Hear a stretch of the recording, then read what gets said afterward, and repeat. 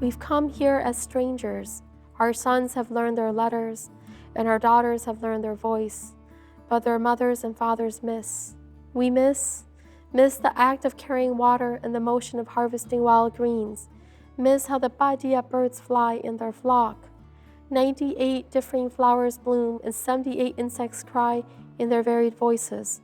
Writers hold the human heart steady because the human heart flutters and sometimes it flies away. That's the gift of writing for me. That's what the writer does. We reach in deep when you're not looking, and when your heart is shaking, we make it steadier. My name is Kao Kalia Yang. I am a Hmong refugee, a new American, a writer, a mother, a daughter, a wife, all around small human being. So this is the youngest photo we have of me. It looks like I'm in diapers, but no, this is all natural. And I look just like my son. I grew up with a deep love of stories, and I come from an oral culture, so all the adults around me had these incredible stories to tell. So I was born in Ban Vinai refugee camp, and I would get scared, so I'd run and press my ears against any willing adult and say, tell me a story, take me away from here. And so they did.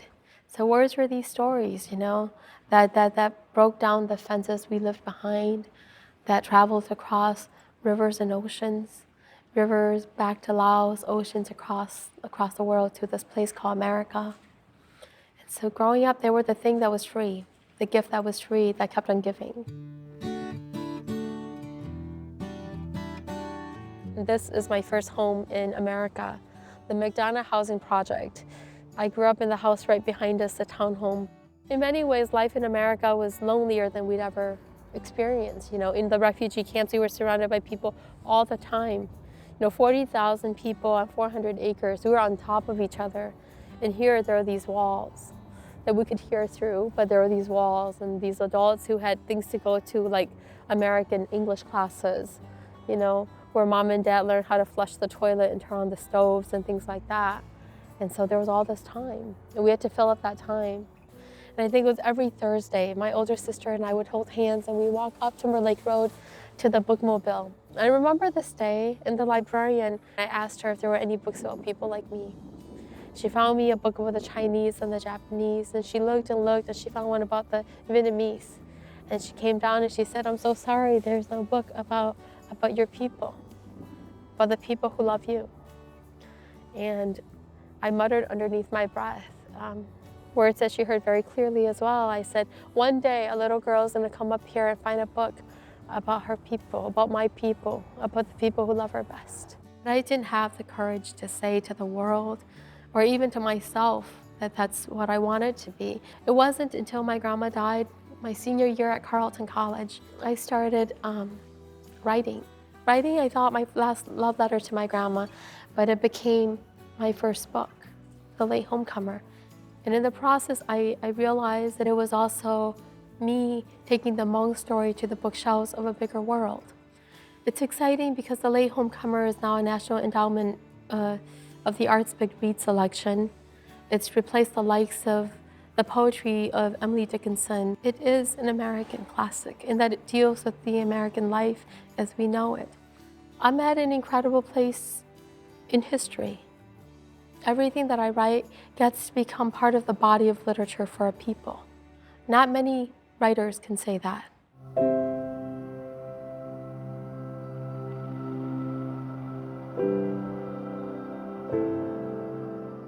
Being Hmong, being born to a people without a written language for so long, to belong to a people that the history books have been just fine doing without, that fuels me in a way.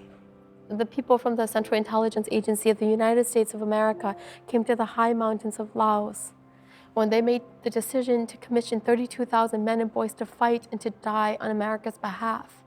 When that war went south and they decided that they would take off into the sky and fly home again, they never imagined that there would be a Kao Kalia Yang rising right here from the heartland, from Minnesota, telling these stories. We were supposed to have all died in that war that the world would never learn about.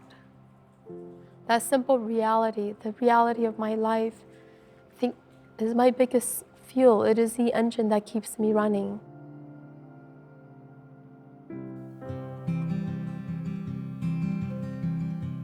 you ready? A Map into the World by Kao Kalia Yang. The first time we saw the swing and the slide in the garden of the greenhouse with the big windows, my mother sat down in a chair in the backyard and said she did not want to get up.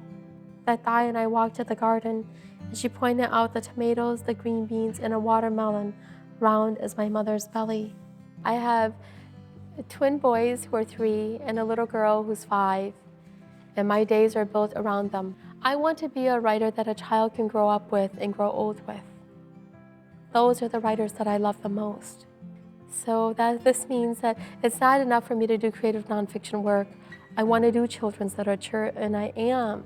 Next fall, my first children's book will come out, followed by 7 more that have already been written and sold. I want to do middle grade writing, because there is no middle grade novelist who's Hmong writing for Hmong kids of that age. So it's kind of like what we need. I'm doing what needs to be done. And so I'm continually pushing at the boundaries of what people think I can do and who I am and where my work is useful.